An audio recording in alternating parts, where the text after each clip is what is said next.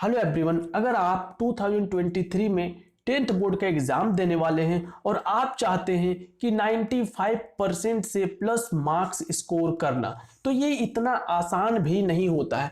But अगर plan वे से किया जाए, प्रॉपर वे से किया जाए, तो ये अचीव करना थोड़ा सा आसान हो जाएगा। तो इसी चीजों को हम आपके लिए आसान करने के लिए कुछ टिप्स बताने वाले हैं, और कितने आवर स्टडी करें, कैसे करें, वो सारा चीजें आज इस वीडियो में हम आपको बताएंगे। और हाँ, वीडियो के लास्ट में आप लोगों के लिए एक बोनस पॉइंट भी है।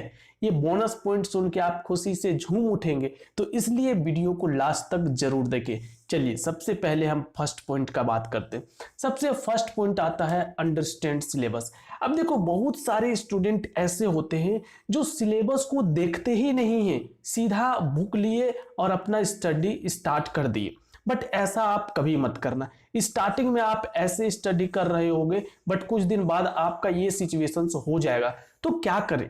करना ये है कि जो भी आपका 10th का सिलेबस है, उसको सबसे पहले आप किसी तरह से जेरोक्स करवा लो, अदरवाइज आप डाउनलोड कर लो। उसके बाद उस सिलेबस को समझो कि कौन कौन से चैप्टर हैं, मैथ्स में क्या स्टडी करना है, साइंस में क्या स्टडी करना है, एसएसटी में क्या स्टडी करना है। उसको एक बार आप मीन्स अच्छे से समझ लो। स्टार्टिंग में थोड़ा टाइम भी लगता है, कोई प्रॉब्लम नहीं है। पूरा ईयर आपको उसी चीज को पढ़ना है, तो क्यों ना आप अच्छे से सिलेबस को समझ लें। और आपको ये तो पता ही होगा कि 2021 के बोर्ड एग्जाम में और 2022 के बोर्ड एग्जाम जो इस बार होने वाले हैं, इसमें कुछ सिलेबस रिड्यूस किया गया था। अप्रोक्स 30% सिलेबस रिड्यूस किया गया था। बट आप लोग का जो एग्जाम आने वाला है, अभी आप माइंड में रखो कि आपका कोई रिडक्शन नहीं होने वाला है। रीजन, क्योंकि आपको पता ही है रिडक्शन क्यों हुआ था। तो वो चीजें अब नॉर्मल हो रहा है, तो रिडक्शन नहीं होगा। इसलिए अभी आप जो पहले सिलेबस था उसी को आप डाउनलोड करें। तो ये चीजें आप माइंड में रखें। अब आता है सेकेंड, लर्न ऑल सब्जेक्ट। अब ये चीज हम क्यों बता रहे हैं? देखो, बहुत सारे स्टूडेंट ऐसे हैं जो सब्जेक्ट को इग्नोर कर देते हैं, कुछ कुछ सब्जेक्ट को इग्नोर करते हैं, और लास्ट में जब एग्जाम आता है तो उनको बहुत ज्यादा प्रॉब्लम फेस करना पड़ता है। और लास्ट में वो सारे सब्जेक्ट को करने के चक्कर में जो वो छोड़ के रखे हैं, जो मेन सब्जेक्ट कर रहे थे, वो भी उनका डिस्टर्ब हो जाता है। मीन्स जो इग्नोर करते हैं, देखो मैथ्स को कोई इग्नोर करता ही नहीं है, साइंस भी कोई इग्नोर नहीं करता है, और ये जो ह्यूमैनिटीज वाला सब्जेक्ट है, हिस्ट्री, ज्योग्राफी, इसको भी कोई इग्नोर नहीं करता है। इग्नोर जो सब्जेक्ट हो जाता है वो हो जाता है लैंग्वेज वाला सब्जेक्ट, और ये आईटी कंप्यूटर है ये सब्जेक्ट। तो आप क्या करो, स्टार्टिंग से ही ये सबको भी अपना टाइम देते रहो। आप वीकली इस सब का टाइम रख दो कि हाँ, वीक में 1 डेज हम ये लैंग्वेज करेंगे, 1 डेज ये कंप्यूटर करेंगे। ऐसे आप टाइम रखो। ऐसा नहीं कि एक सब्जेक्ट को इग्नोर करके चल रहे, बोल हो जाएगा हो जाएगा, ऐसा कभी मत करना। थर्ड पॉइंट में है मेक नोट्स। देखो, ये इतना ही इंपॉर्टेंट है कि बहुत सारे स्टूडेंट ये सोचते हैं कि हम नोट्स नहीं बनाएंगे, मेरा टाइम पास हो जाएगा। बट आप ये मिस्टेक कभी भूल करके भी मत करना, क्योंकि अगर आप नोट्स नहीं बनाते हैं तो एग्जाम के टाइम पे आपको बहुत ज्यादा प्रॉब्लम फेस करना पड़ता है। आप उस समय नोट्स ढूंढते हो, किसी फ्रेंड से मांगते हो कि हमको नोट्स दे दो, हम उससे रिविजन्स करेंगे। इसलिए आपके पास सफिशिएंट टाइम होगा, बहुत एक्स्ट्रा टाइम है। तो स्टार्टिंग से ही आप जो भी पढ़ते हो प्रॉपर वे से नोट्स बनाते चलो, ताकि एग्जाम में आपको इजी फील हो रिविजन्स करते समय, एग्जाम के कुछ टाइम पहले। और सेकेंड चीज कि कभी भी दूसरे का नोट्स को कॉपी पेस्ट मत करो या फिर जेरोक्स मत करवा लो।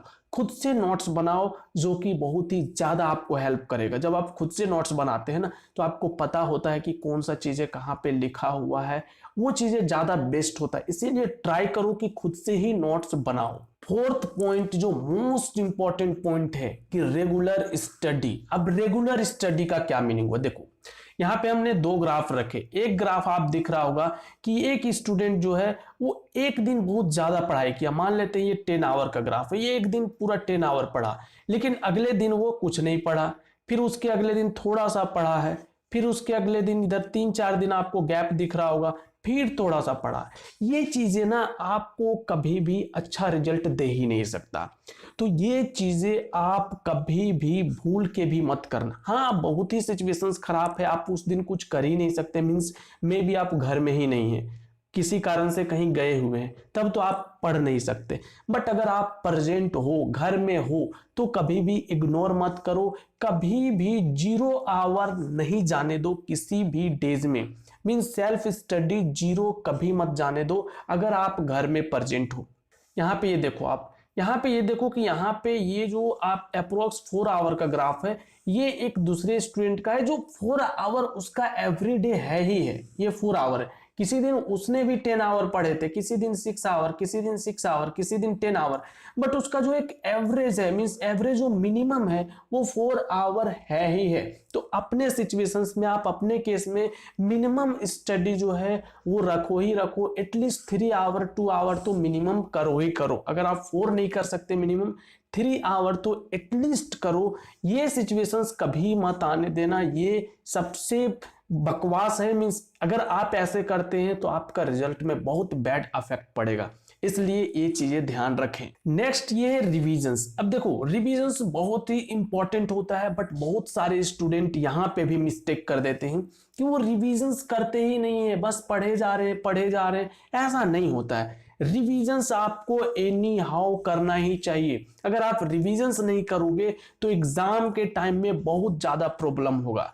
आप लोग क्या करते हो, मोस्ट ऑफ द स्टूडेंट क्या करते हैं, हाँ पढ़े जा रहे हैं पढ़े जा रहे हैं पढ़े जा रहे हैं, जैसे ही एग्जाम आया अब सारा चीजें वो रिवाइज करने का स्टार्ट करेंगे।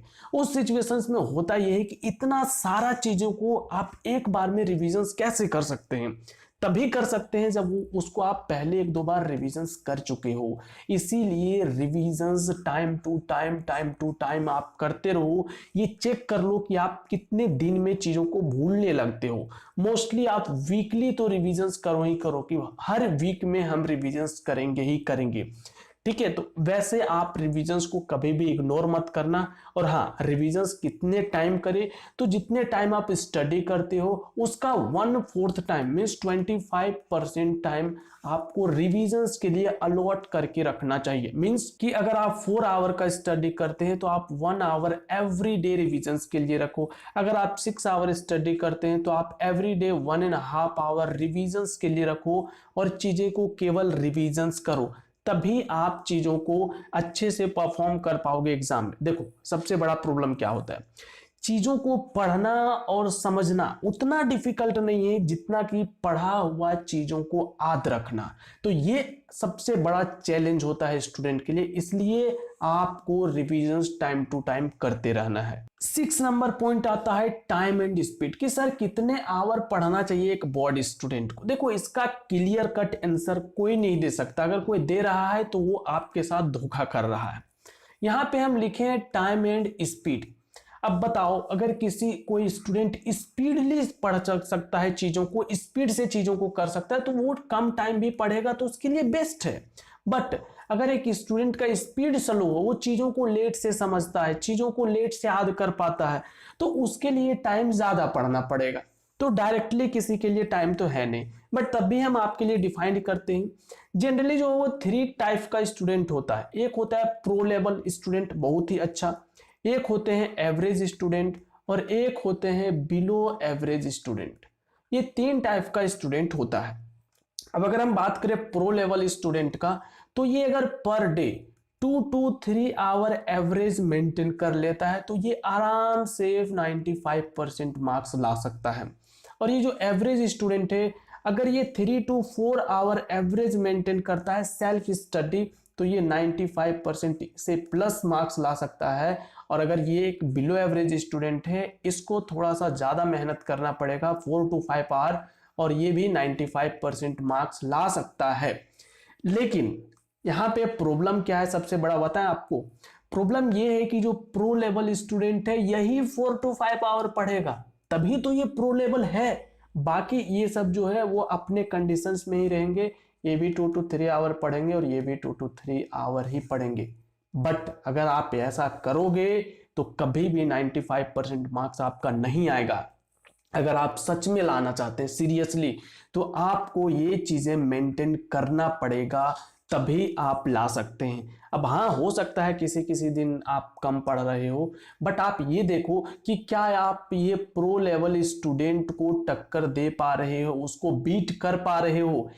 क्या आप क्लास टेस्ट में ये प्रो लेवल अगर सपोज 20 में से 18 मार्क्स ला रहा है, तो क्या आप भी 17-18 मार्क्स ला रहे हो? अगर आप ला पा रहे हो, इट मीन्स आप जो अच्छे से मीन्स पढ़ रहे हो।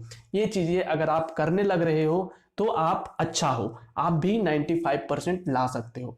अब लास्ट में बात करते हैं हम बोनस पॉइंट का। बोनस पॉइंट क्या है? देखो, ये बोनस पॉइंट कुछ खास है आप लोगों के लिए। आप लोगों के माइंड में बहुत सारा क्वेश्चंस होता है जो आप कहीं पूछ नहीं सकते हैं, इवन अपने पेरेंट्स से भी नहीं पूछ सकते हैं, इवन टीचर से भी नहीं पूछ सकते हैं। उस टाइप का जो क्वेश्चंस होता है या किसी भी टाइप का आपका क्वेश्चंस है जिसमें आप चाहते हैं कि उसका एक प्रॉपर आंसर हमको मिले और नहीं मिल पाता है, तो आप लोगों के लिए हम स्टार्ट कर रहे हैं Q&A सेशन। इस Q&A सेशंस को हम संडे को ही आप लोगों से हम मीन्स सैटरडे को आप लोगों से हम क्वेश्चंस ले लेंगे और आप लोगों का जो प्रॉपर आंसर होगा, एग्जैक्ट प्रॉपर, वो आंसर हम आप लोगों को देने का ट्राई करेंगे।